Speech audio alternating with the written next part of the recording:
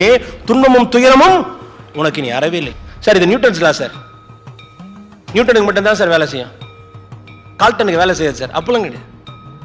Newton லான்னு வந்தா அது Newton's லா கிடையாது. அந்த லாவை நியூட்டன் ஃபர்ஸ்ட் புரிஞ்சுங்க. ஏன்னா ஞானன்றது எல்லார்கிட்டையும் இருக்கு. யாருக்கெல்லாம் புரியுது சார்? நான் வயசான காலத்துல தான் சார் நான் இனிமே இப்போ நிறைய கடமைகள் இருக்கு சார். வயசாயிட்ட அப்புறம் ஆன்மீகத்துக்கு போலான்னு இருக்கேன். கடவுள் உன்னை எவ்வளோ அசிங்கசியமாக கேட்குறாரு தெரியுமா? ஒருத்தன் ஜிம்முக்கு போறான், இன்னொருத்தன் சரைடிக்கு போறான். ரெண்டு பேர்ல யார் நல்லா சாப்பிடணும்? கொசு கடிச்சா கூட எங்க கடிக்குதோ அங்கச்சா கொசு சாவுன்னு தெரியும். கஷ்டம் வந்தா எங்க கஷ்டம் வருதோ அங்கதானே தீக்கணும். நீ வேற எங்க போய் தட்டின்னு இருக்க? இவங்க எல்லாருக்கும் புரிஞ்சிருச்சுன்னு நினைக்காத. புரிஞ்ச மாதிரி நடிக்கிறாங்க. ஒன்னொன்னு ஒரு டிராமா கம்பெனி. இதை பார்த்து நீ ஏமாந்து போட. Okay done. வாங்க இப்ப நம்ம பேசுவோம். நம்ம இப்போ இறைவன் படைச்ச தண்ணியே எல்லா இடத்துலயும் எல்லா நேரத்திலையும் ஒரே தன்மையோட இருப்பானா? படைச்ச இறைவன் எல்லா நேரத்திலையும் எல்லா இடத்துலயும் ஒரே தன்மையோட தான் இருப்பான். இதுல டூ இட் யுவர் செல்ஃப் தானே. திறன்பட திட்டமிட்டு செயல் செய்யும் முன்னே ஈசனை தொழுத மனம் ஒன்றே வாழ்க்கையில் வெற்றி பெறும், என்றும் வெற்றி பெறும். அதனால தொழுதல அவை முருகருக்கும் சொன்னது, மா அவை எதுமா பெஸ்ட்? இனிது இனிது ஏகாந்தம் இனிது. 10 சாமி போட்டோ மாட்டி வச்சுக்கிறது அது ஓகே, நம்பிக்கை. ஆனா உண்மையான மாற்றம் இனிது இனிது அதனிலும் இனிது முருகா ஆதியை தொழுதல், நம்புதல் இல்லை. நான் செய்யும் போதெல்லாம் யூ ஷுட் அசோசியேட். தொழுதல்னா அசோசியேட் அர்த்தம். இந்த தொழுதலை ஆனா தமிழ் முஸ்லீம் கரெக்டான வார்த்தை யூஸ் பண்ணுவான். தொழுவேன், எனக்கு காரணம் இருக்கோ இல்லையா, என்னுடைய செயல்ல அவனை நான் அசோசியேட் பண்ணிப்பேன். இந்த தொழுதல் நம்ம ஃபர்ஸ்ட் சொன்னோமா முஸ்லீம் ஃபர்ஸ்ட் சொன்னாங்களா? யார் சொன்னா என்ன? 2 + 2 4. எவனோ ஒருத்த ஃபர்ஸ்ட் சொல்லிட்டான். யாருக்கு அது 4? எல்லாருக்கும் 4 சொன்னவனுக்கு மட்டுமா? நியூட்டன்ஸ்லாம் நியூட்டனுக்கு மட்டுமா இல்ல ஃபர்ஸ்ட் நியூட்டன் புரிஞ்சுக்கிட்டாரா? ஆனா நியூட்டனுக்கு முன்னாடியே ஒருத்தர் புரிஞ்சிருக்கலாம், ஆனா அவர் பதிவு வச்சிருக்க மாட்டார். சார் இது நியூட்டன்ஸ் லா சார். நியூட்டனுக்கு மட்டும் தான் சார் வேலை செய்யும், கால்டனுக்கு வேலை செய்யாது சார். அப்பெல்லாம் கிடையாது. நியூட்டன் லான்னு வந்தா அது நியூட்டன்ஸ் லா கிடையாது. அந்த லாவை நியூட்டன் ஃபர்ஸ்ட் புரிஞ்சுக்கணும். எனக்கு நம்மள மாதிரி சக மனிதரோட சுத்தம் தான் சொல்லணும்னு ஆசை. ஏன்னா ஞானன்றது எல்லார்கிட்டையும் இருக்கு. யாருக்கெல்லாம் புரியுது?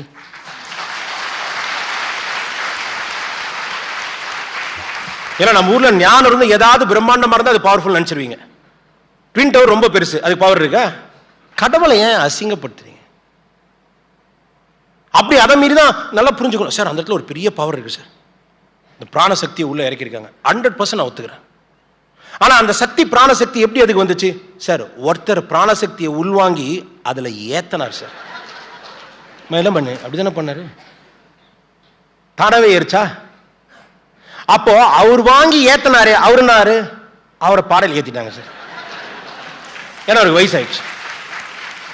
அப்ப இந்த கல்லுக்கு சக்தி தரத்துக்கு ஒத்தனால ஏத்தி அவர் ஏத்தன கல்ல போய் உனக்கு திரும்பி ஏறுனா நீயாவே நேரா ஏத்திக்கிறதுக்கு என்ன கேடு?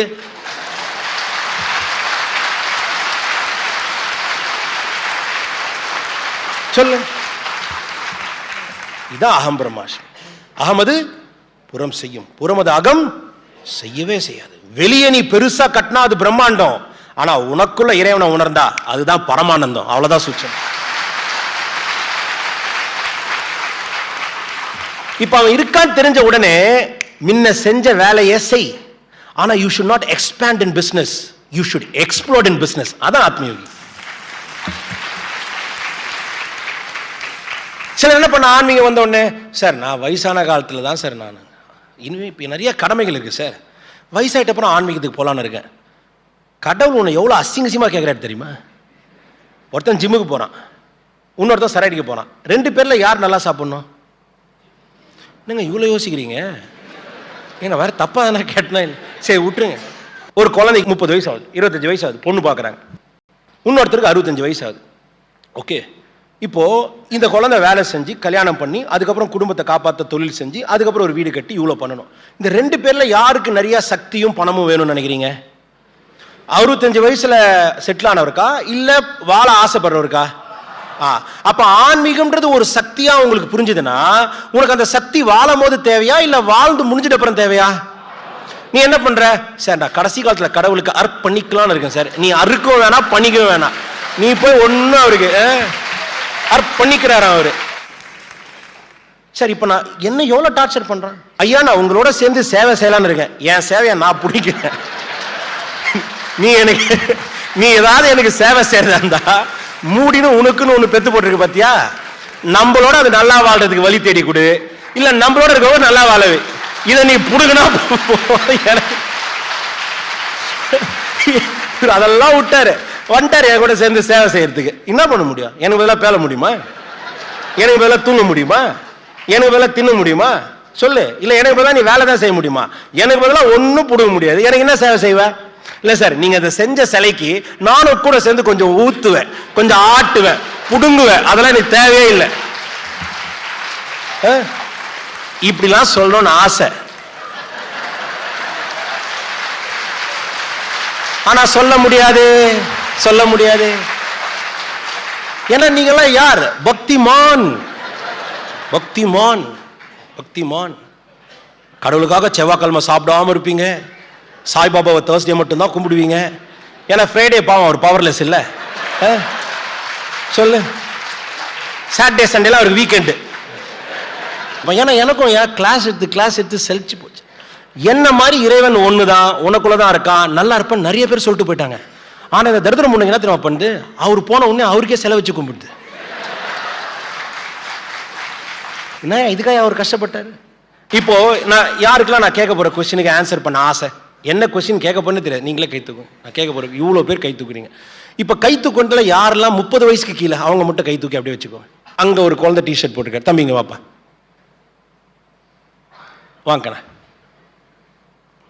ப்ளீஸ். யார் எப்போ மேலே வந்தாலும் you should first give them the respect.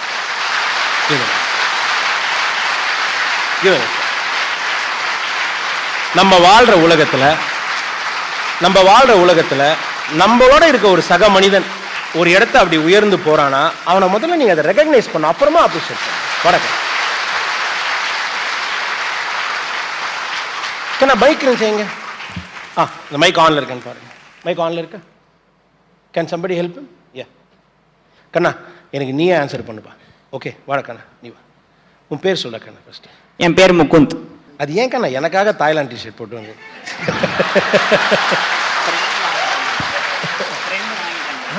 அதெல்லாம் ஜாலியா இருந்துச்சு. தாய்லாந்துனா என்ன? தாய்நாடு, அவ்வளோதான். ஐஃபை ஐஃபை ஐஃபை அதெல்லாம் ஜாலியா. எனக்கு அந்த குடுப்பம் இல்லை, உன் கர்மால இருக்கு.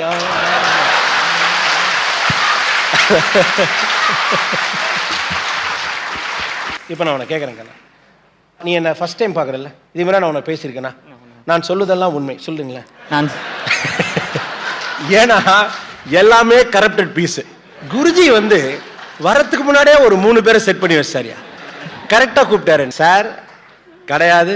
இப்போ கண்ணா நான் வந்து தண்ணி சுட வைக்கணும்ப்பா. ஓகே, நான் வீட்டுக்கு வந்திருக்கேன், எனக்கு ஒரு சுடு தண்ணி சூடு பண்ணி கொடுன்றேன். சுடுத்தண்ணோட பாயிலிங் பாயிண்ட் என்ன? 100 degree Celsius. 100 degree Celsius. First time ஒரு மனுஷன் சொல்கிறான், எவன் கேட்டாலும் 100 டிகிரின்னுவான். இதுதான் இந்தியன் சைட். நல்லா கனெக்ட் பண்ணுங்க. ஏன்னா இங்க கொண்டு போய் ஈசானத்தில் முடிப்பேன். மாறாது மறையாது மகாசக்தி உணர்ந்த மடம் பொருள். நான் படைத்த படைப்பில் பிரிவினை இல்லை, மனித பிறவியில் அக்ரிணை இல்லை, உயிர் உள்ளவரை உயர்ந்தவன் நீயே என்று உணர்ந்த பின்னே துன்பமும் துயரமும் உனக்கு நீ அறவே இல்லை. ஏன் என்ன நம்புற? இப்ப கடவுள் சக்தி வாய்ந்தவன் தெரிஞ்சிருச்சு. கடவுள் எந்த இடத்துல சக்தி வாய்ந்தவனா இருப்பான், எந்த நேரத்துல சக்தி, இது புரிஞ்சுட்டா போதும் நம்ம. இப்ப நான் உனக்கு கேட்கறேன், வெற்றி நிச்சயம் வேத சத்தியம். இப்போ கண்ணா நிக்கிறது ஓகே உனக்கு? நான் கூட சேர்ந்து வாங்க வாங்க, நம்ம ஒன்னா கிளாஸ் இருக்கலாம்.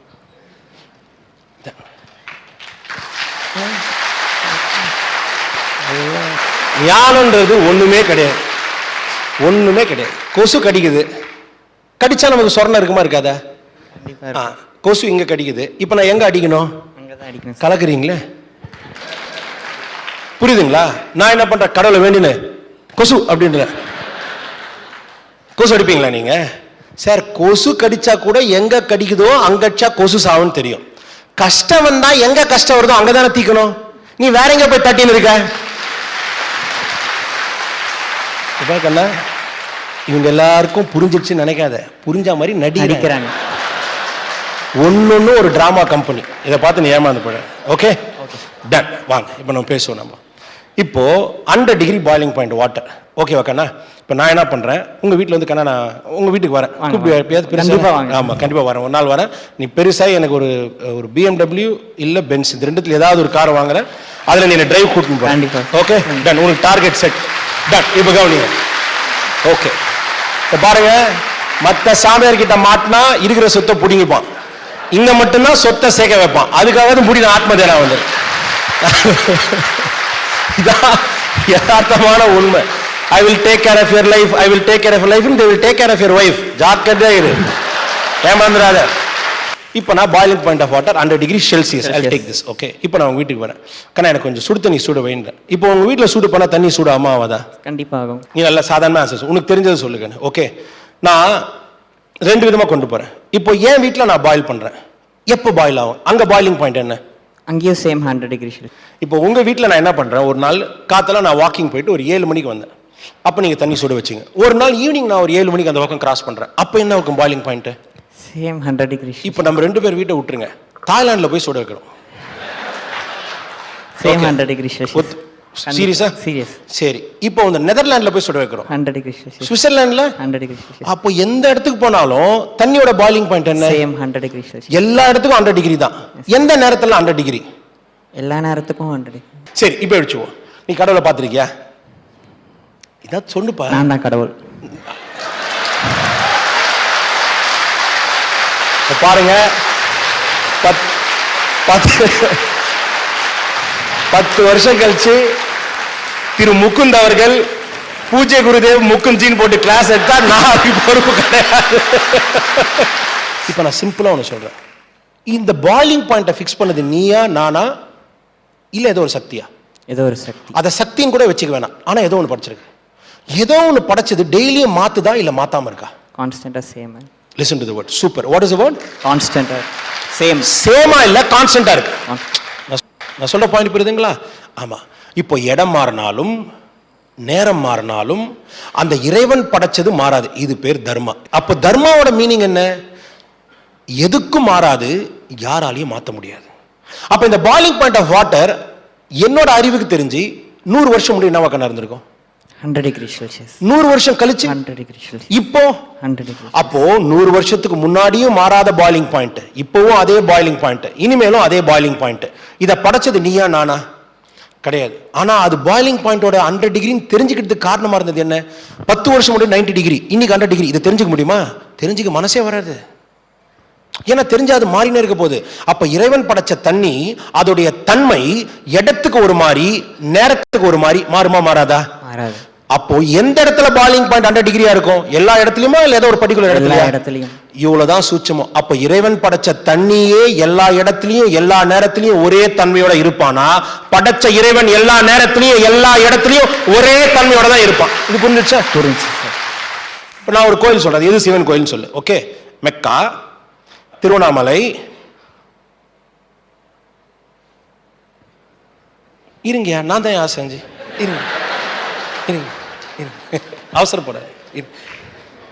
மெக்கா, திருவண்ணாமலை, ஒரு நல்ல கிறிஸ்டியன் ஸ்பாட் சொல்லுங்க உங்களுக்கு தெரிஞ்சது. CSI church. ஓகே, இப்போ இந்த 3 இடத்துல நான் சிவன் கோயில் போனோம். எங்க போனோம்? திருவண்ணாமலை தான் போனோம். Okay, ton.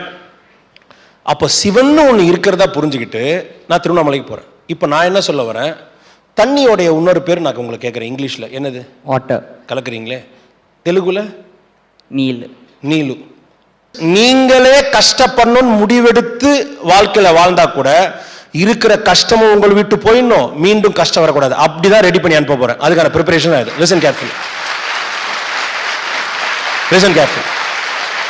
வெற்றி நிச்சயம், வெற்றி நிச்சயம், வேத சத்தியம். இப்ப நான் கேட்கறேன் கண்ணா, இப்போ அப்ப எனக்கு தண்ணி வேணும். இப்ப தண்ணி வேணும்னா எனக்கு இப்ப இது சொல்லுங்க.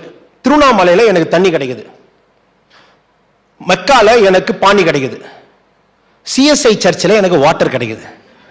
ஆனா எனக்கு தண்ணி வேணும். எங்க போனா கிடைக்கும்? எல்லா இடத்துலயுமே கிடைக்கும். எல்லா இடத்துலயும் கிடைக்குமா? அப்போ நல்லா புரிஞ்சுச்சா? இப்ப நான் வெறும் சிவனுக்கே வரேனா இல்ல முருகருக்கு வரேனா? ஓகே, எனக்கு ஒரு 3 முருகர் தெரியும். மலேசியா முருகர், திருச்செந்தூர் முருகர், இன்னொரு முருகர் நீங்களே சொல்லுங்க. மருதமலை முருகர். மருதமலை முருகர். 3மே முருகர்னா இப்ப நான் எந்த கோயில்ல முருகர் இருக்காரு? எல்லா கோயிலையும் முருகர் இருக்காரு. அப்போ உனக்கு எந்த கோயில் வேணாலும் போய் கும்பிடலாம். ஆனா முருகர் இந்த கோயில்ல மட்டும் இருக்காருன்னு சொன்னா இங்க நீ பெரிய தப்பு பண்ற. ஐயா நான் நான் வெள்ளூர்ல இருக்கேன். எனக்கு திருவண்ணாமலை கிட்ட, நான் அங்க போய் சிவனை தெரிஞ்சுக்கிறேன். அப்ப ஆலயம்ன்றது நான் கத்துக்கிறதுக்கு ஒரு இடம். திருவண்ணாமலையில சிவன் இருக்கு, இமயமலையிலும் சிவன் இருக்கு. நல்லா கவனிங்க. நான் உங்களுக்கு வேற மாதிரி பேசணும். நன்னறி உன்னை நீங்காமல் இருக்க, தீவினை உன்னை அண்டாமல் தடுக்க, உண்மையில் என் மனம் என்னாலும் நிலைக்க, வெற்றியை என் வாழ்க்கை நிச்சயம் சுவைக்க, ஈசா உன் ஞானமே என்றும் மாறாத விதி, உன் ஞானமே அதற்கு ஒரே வழி என்றும் மாறாத விதி. அப்ப திருவண்ணாமலையில ஒரு சிவன் இருக்கு, இமயமலையில ஒரு சிவன் இருக்குன்னா, அப்ப திருவண்ணாமலையில இருந்து நீ சிவனுக்கு போகும்போது ரெண்டுத்துல எது உண்மை? திருவண்ணாமலையில நீ இமயமலை போய் சிவனை கும்பிடும் போது திருவண்ணாமலை சிவன் இருக்காரா இல்லையா? இருக்காரா இல்லையா? இருக்காரு. இருக்காரு. அப்போ திருவண்ணாமலையும் சிவன் இருக்கார், இமயமலையும் சிவன் இருக்காருன்னா நீ அங்க போன, அப்ப ரெண்டு பேர்ல எது பவர்ஃபுல் சிவன்? இமயமலை சிவன் பவர்ஃபுல்லா? அப்ப நீ எங்க இருக்கியோ அது ஒண்ணு பவர்ஃபுல், தப்பே கிடையாது. நீ சிவனை கும்பிடாதுன்னு சொல்லல, ஆனா அங்க போயிட்டு சிவன் ஒண்ணு இருக்கு, உனக்குள்ள அது இருக்குன்னு உணர வைக்கிறதுக்காக கட்டி வச்ச இடம். ஆனா எங்க போனாலும் தண்ணியோட தன்மை எப்படி மாறாதோ, எங்க போனாலும் சிவனோட தன்மை மாறாது. ஆனா அந்த சிவன் உனக்குள்ளே இருக்கு, ஜீவன். ஓகே கண்ணா, இப்ப புரிஞ்சுச்சா? அப்ப கடவுள் எங்க இருக்கான்? இல்லாத இடமே இல்ல. ஆனா எனக்கான கடவுள் எனக்குள்ள மட்டும் தான் இருக்கான். எப்படி புரிஞ்சுக்கலாம்? ஊரெல்லாம் தண்ணியா இருக்கு, ஆனா எந்த தண்ணி ஏன் தாகத்தை தீக்கும்? என் தொண்டையில பட்ட தண்ணி மட்டும்தான் ஏன் தாகத்தை தீக்கும். ஐயா, என் வாட்டர் பாட்டில் வெறும் 200 ml தான் இருக்கு, அந்த வாட்டர் பாட்டில் இருக்க 200 ml என் தாகத்தை தீக்காது. 2000 டன் இருக்க டேங்க்ல இருக்க தண்ணி என் தாகத்தை தீக்காது. ஆனா என் வாயில பட்ட ஒரு 20 ml தாகத்தை தீக்கும். தண்ணியா இருந்தாலும் தாகத்தை தீக்குன்றது பொய். உன் தொண்டையில பட்ட நீர் தான் உன் தாகத்தை தீக்கும். உலகம் ஃபுல்லா இறைவன் இருந்தாலும் உனக்குள்ள இருக்க இறைவன் மட்டும்தான் உன்னுடைய